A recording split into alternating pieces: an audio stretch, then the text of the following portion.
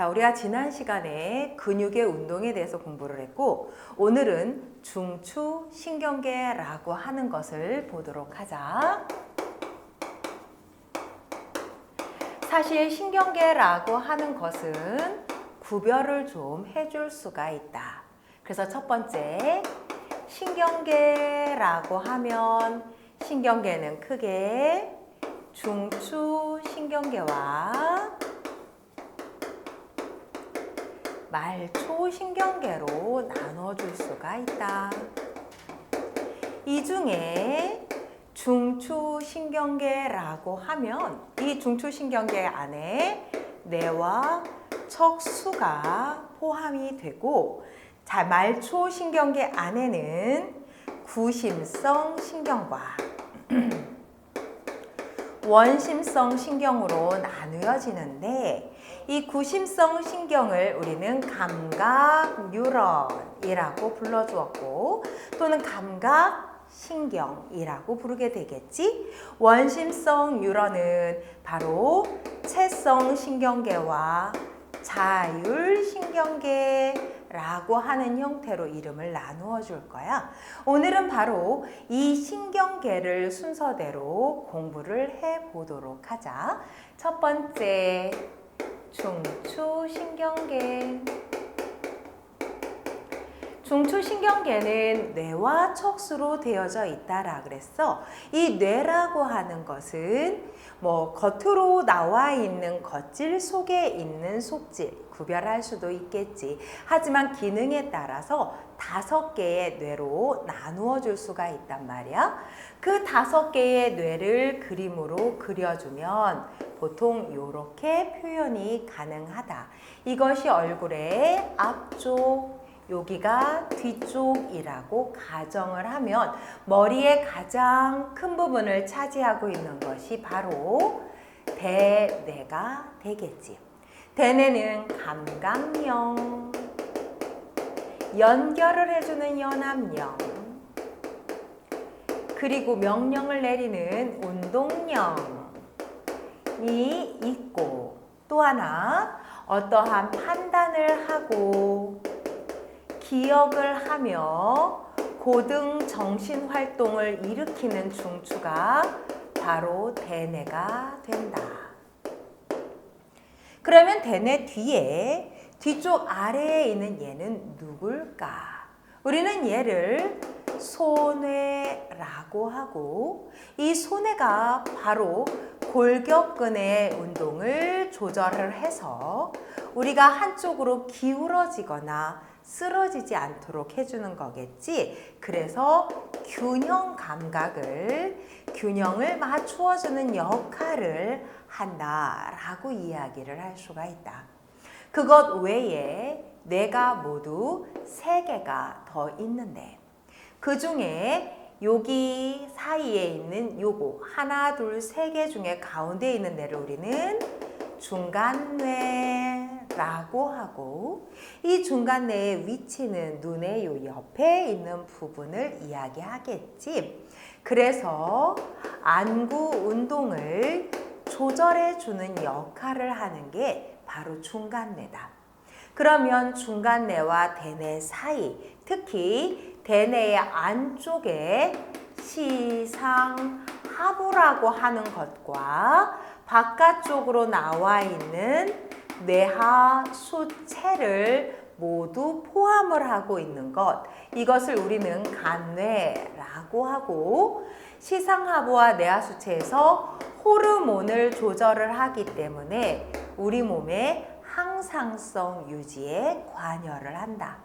마지막으로 이 등뼈인 목뼈와 등뼈 사이에 신경이 지나가는 구간, 바로 척수라고 하는 것과 연결된 이 부분을 우리는 연수라고 하며 바로 내장 근육을 조절하게 되는 거지. 그래서 우리 몸의 자율신경계도 여기서 조절을 할 수가 있다. 그래서 생명과 관련되어 있는 생명 유지와 관련된 모든 현상은 연수에서 조절을 할 거다라고 이야기를 해줄 수가 있어.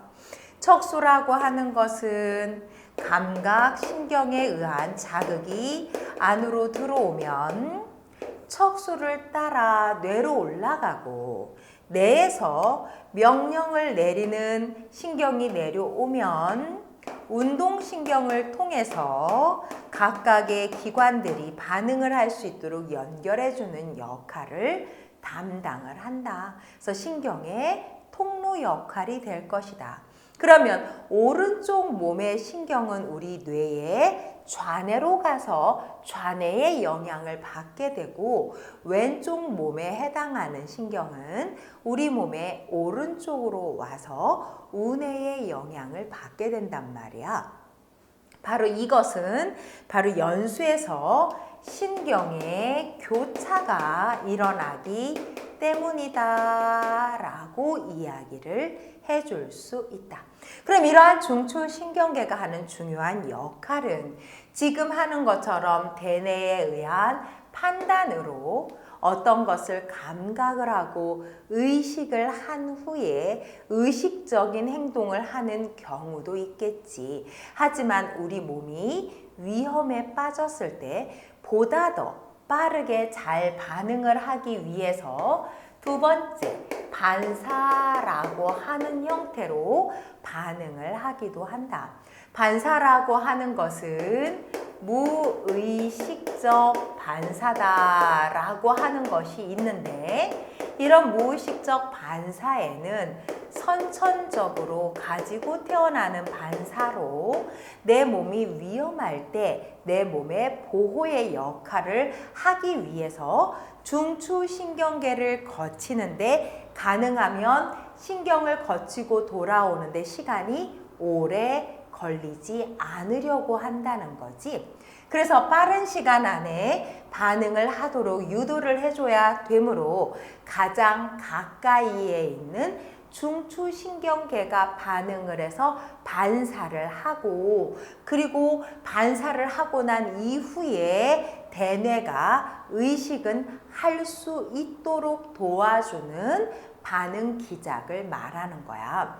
즉 반사를 해서 빨리 반응을 했다고 해서 대뇌가 아예 모르면 안 되고, 대뇌까지 가기는 하는데 이미 반응을 해버린 그런 상태로 내 몸을 보호하겠다라는 뜻이 되는 거지. 그래서 이 반사의 중추는 어디냐라고 하면, 일단 첫 번째 눈에 해당하는 것이니까 중간뇌 또는 중뇌 반사라고 하는 것과, 우리가 음식을 먹으면서 기도로 들어간 밥알이라거나 딸꾹질 재채기 사례 같은 것이 걸리기도 하니 바로 연수반사라고 하는 것도 얘기할 수 있고, 뜨거운 것을 잡았다가 급하게 놓거나 아니면 어떻게 돼? 우리가 앞핀 같은 것을 밟았을 때 아파서 얼른 거기를 피한다거나, 아니면 무릎을 쿵 쳤더니 다리가 앞으로 튀어 올라간다거나, 이런 현상들을 통한 척수 반사 등이 있다. 자, 이렇게 무의식적 반사, 선천적 반사를 우리는 무엇이라고 말하냐면 무조건 반사라고 얘기를 하는 것이고, 이 무조건 반사는 반응부터 하고 대뇌로 그 자극이 나중에 가서 아하 이랬어 라고 의식을 마지막에 하는 경우다 라고 했어. 그러면 무조건 반사가 아닌 또 다른 반사는 무엇이 있느냐? 바로 조건 반사라고 하는 것이 있지. 조건 반사는 이 조건에 해당하는 것이 바로 과거의 경험이나 그 경험에 대한 기억 또는 훈련을 통해서 우리 몸이 기억을 하는 걸 말하는 거야. 그래서 훈련까지 포함을 시켜주면 이 조건 반사의 중추는 어디냐라고 했을 때 그 과거의 경험을 기억하고 있다가 유사한 상황에서 빠르게 반응을 하는 것이므로 중추는 대뇌가 된다. 그래서 대뇌는 조건 반사의 중추다라고 이야기를 해줄 수가 있다. 자, 이것이 중추신경계라면 두 번째, 우리는 이번엔 말초신경계를 한번 나누어 보자.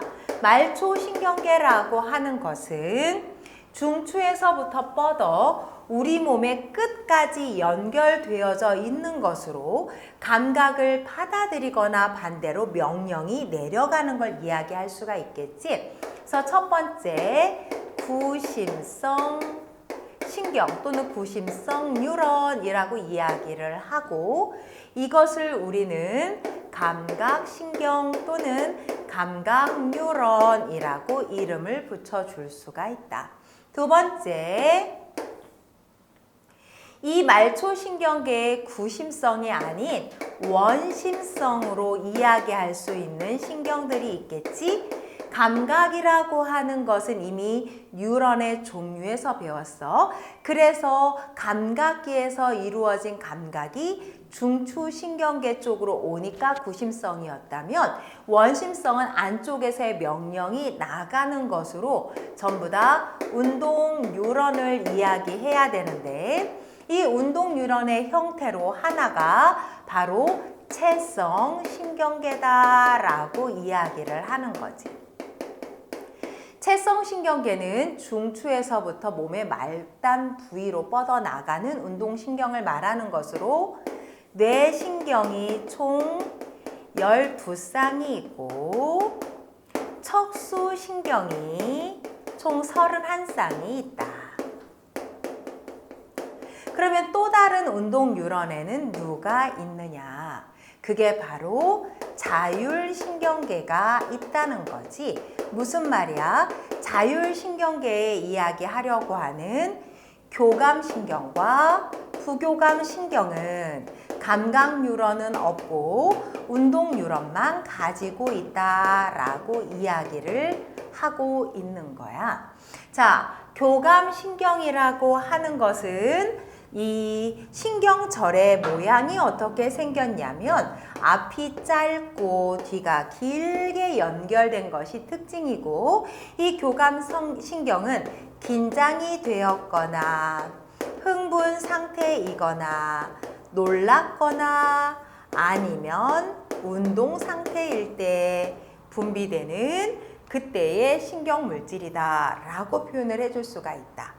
부교감신경이라고 하는 것은 휴식 상태이거나 이완 상태를 보통 표현을 하면, 앞에 있는 절전섬유가 길고 저류섬유가 짧게 표현이 되어 있는 거지. 자, 이렇게 표현이 되어 있는 두 개의 신경의 신경 전달 물질은 지금 이렇게 표시하는 세 군데, 즉 노란색으로 표시되는 애의 신경 전달 물질은 같은 물질이 나오는데, 그것이 바로 아세틸콜린. 교감신경 말단의 물질은 바로 누구냐? 아드레날린 또는 노르에피네프린, 이런 식으로 표현이 된다. 그러면 교감신경 말단의 처음 출발점은 척수에서부터 출발을 해서 신경절이 연결이 되고, 부교감신경의 처음 출발점은 연수에서부터 출발을 하여 신경절을 형성한다가 바로 특징이 된다. 자, 그러면 이러한 신경에 이상이 있을 수도 있겠지. 중추신경계인 대뇌에 이상이 있는 것을 우리는 그렇지 바로 치매라고 부르는 형태가 되고, 또 중간뇌에 이상이 있으면 우리는 그것을 파킨슨이라고 불러. 말초신경계에 이상이 있는 경우를 우리는 루게릭이라고 표현을 한다. 그래서 알츠하이머라고 불리우는 치매, 그리고 파킨슨, 루게릭 정도는 알아주어야 한다. 알겠어? 오늘은 여기까지.